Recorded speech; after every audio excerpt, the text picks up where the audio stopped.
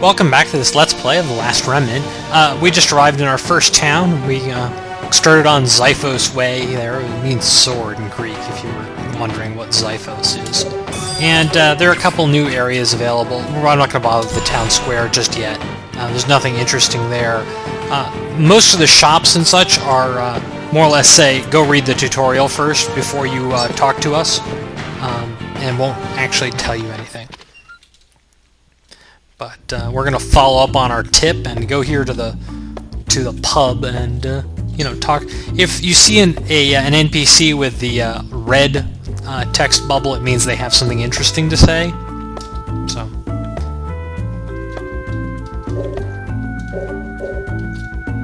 And no, actually, he doesn't have anything interesting to say. He just sort of says hi, and I was like, okay, yeah.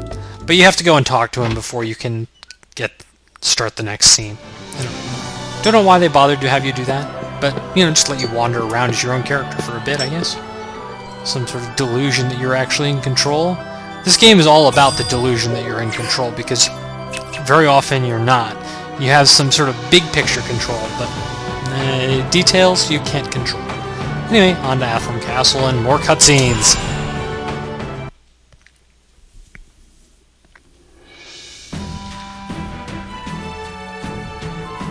Young master, Rush Sykes has arrived. I'm so used to their Japanese voices, so some of this is sort of surprising. Did you learn anything about Arena? Pagus. I am Pagus, one of the 4 generals of Athlam. And a frog. As for Miss Arena, I regret to say that we have yet to uncover any new leads. Nevertheless, we have learned 2 interesting facts. 1, some suspicious types were spotted escorting a young girl to the Gaslin Caves. That's gotta be... And the other thing? We've also received reports of nocturnal activity near the Robelia Castle ruins. The ruins have long been a den for petty thieves. What's to say this is any different? Not what, who. A trusted source informs me that Athlumian soldiers have been seen leaving the ruins. That certainly is interesting. Hey, thanks, Pagus. I'll go check out those 2 places right away. Not so fast, Rush.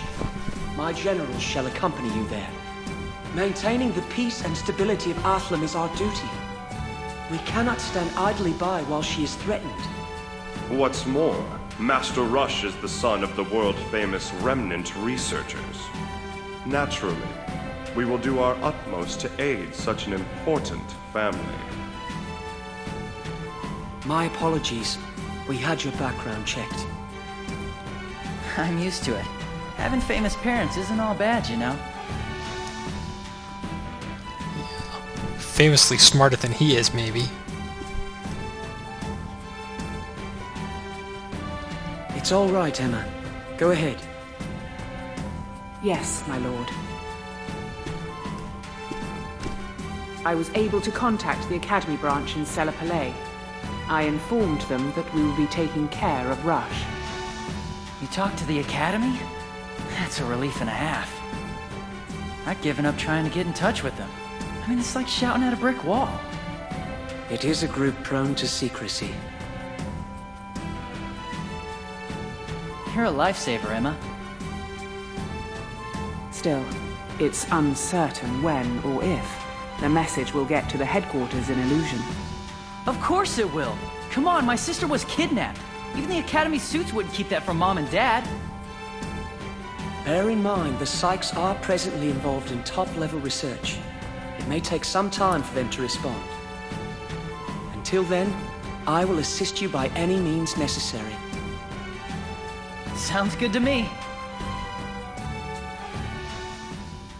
And that's not as ridiculous a statement as it might seem, Hey, that's convenient. We're going to help out the main character. Yeah, well...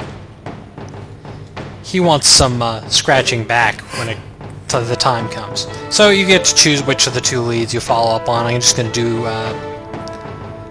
I'll do the Gaslin Caves first.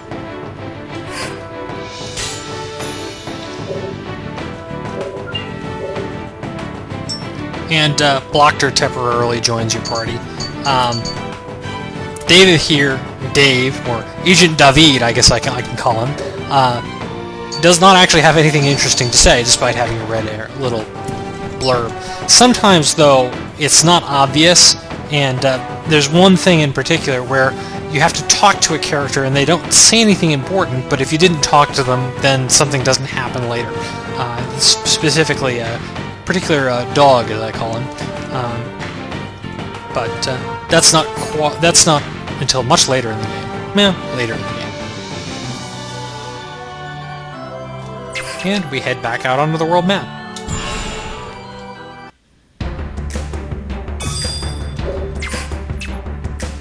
And now we can't go back to... We could go back to Athlum.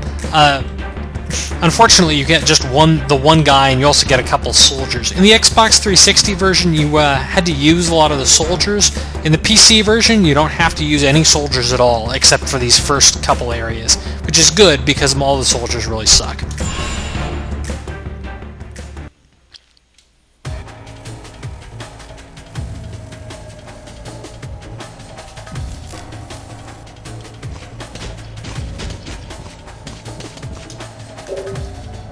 And more or less he says you get better benefits if you fight lots of enemies at once.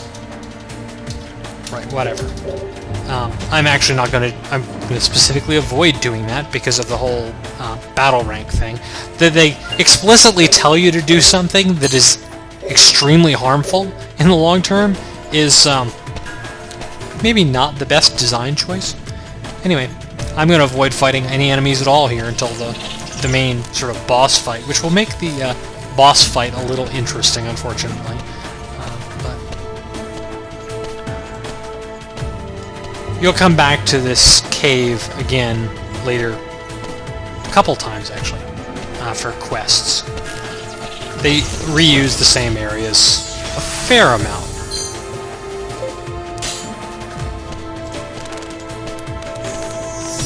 Now, as you see, those enemies are chasing me. So, here we are at our first real fight.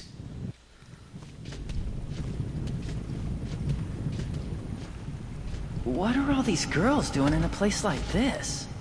Oh man, could it be that? Oh. What do you think you're doing?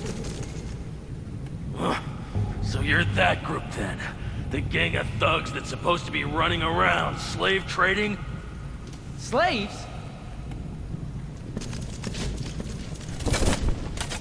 Who the hell are you people? We don't have to introduce ourselves to the likes of you!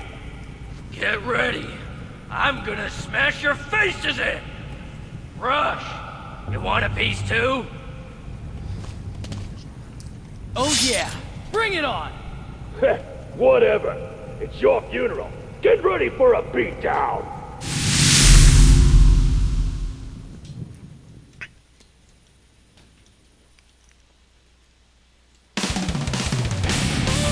Alright. And Blocter says, just hit them. Unfortunately, it's a little more complicated than that. Blocter here is alone, and the amount of AP you get is based on the number of characters in the Union, so if you have just one character, they won't get very much AP. It might seem tempting to charge and, attack these side guys instead of getting flanked by them, but if you do, then Blocter will die. It's really sort of annoying, but hey, you don't want all of your characters essentially getting ganged up on by the same group.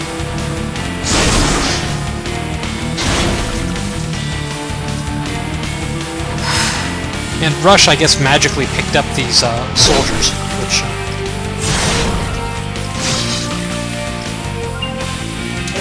and it's explaining flanking attacks.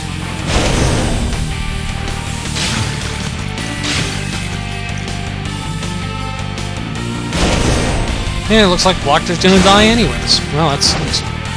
Oh, he barely survived. Now, we're gonna have to,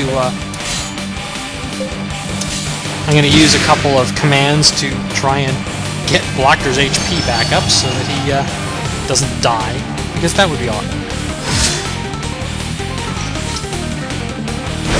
And since my Blocter no longer needs healing, the character will automatically change what they're doing to.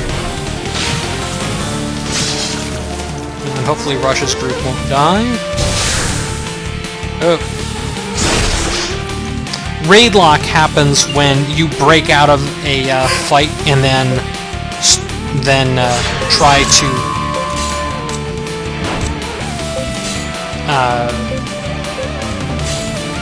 when you break out of a fight and then they re-attack you. But again, I'm being a little bit inefficient here because I'm kind of focusing on healing rather than focusing on killing them. But that's somewhat intentional and also somewhat just necessary from the standpoint of otherwise your characters will die. And the reason why I'm making such a big point of wasting time working on my healing skills is because the second healing skill allows you to actually bring back dead unions. If you don't have that, you will simply die frequently.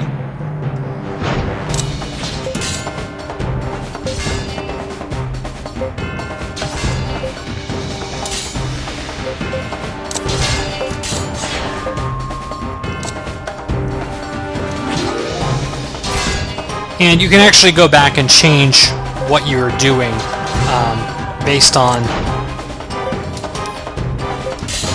what's available to your other party members. It's giving me warnings based on the available actions. Since I'm breaking deadlocks, it's telling me essentially that I'm putting myself at a disadvantage for doing so. But I'm okay with that. It is better than not using healing and dying. As you can see, my characters can basically survive one round of combat. And this is really not helped by the whole choice that I've made of letting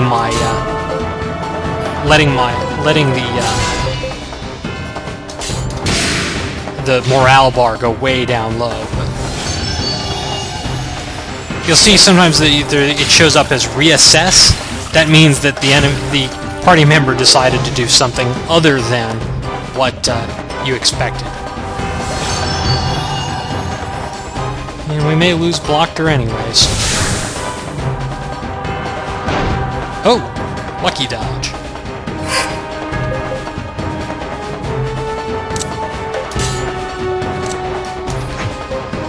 And more or less by selecting different enemies, you'll get a different set of commands, which is useful, because otherwise you will just be stuck with whatever the one group gives you.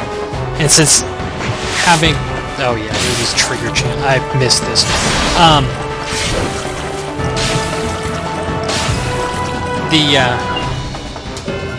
It's explaining critical trigger. But cycling between enemies essentially gives you more options as to what you're doing, and otherwise you're really going to be in trouble from the standpoint you're just stuck with one set of actions, and if you don't have at least a basic bit of control over your actions, you're just going to be in trouble.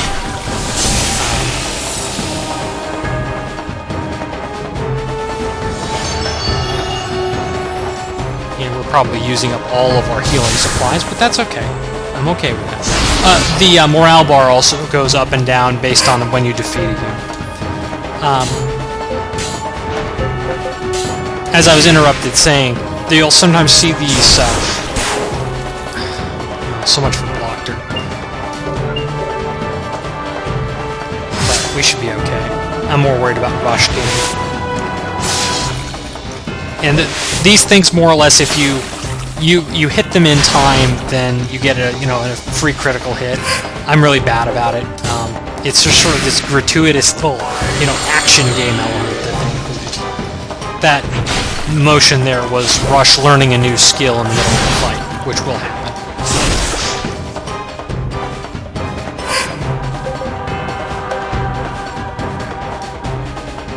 And I'm actually going to go into the critical trigger settings and just change it to automatic. Sometimes it will work and sometimes it won't, based on such just random chance. But the game doing it randomly is better than me doing it randomly, because I sort of give the actions and then sort of watch rather than sort of hover over the keys while I'm playing. So.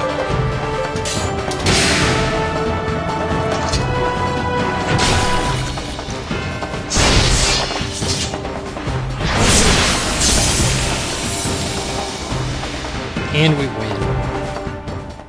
Now, Blocter won't get anything out of this because he was dead. Sweet! And Rush learned Restorative Herb 2. I believe you have to learn Restorative Herb 3 before you learn Vivification Herb, which is the skill I'm looking for. But I'm going to save here, and I'll just do that off screen. And honestly, we're out of time, so I'm just going to cut the video out here, and we'll come back next time for this little conversation afterwards.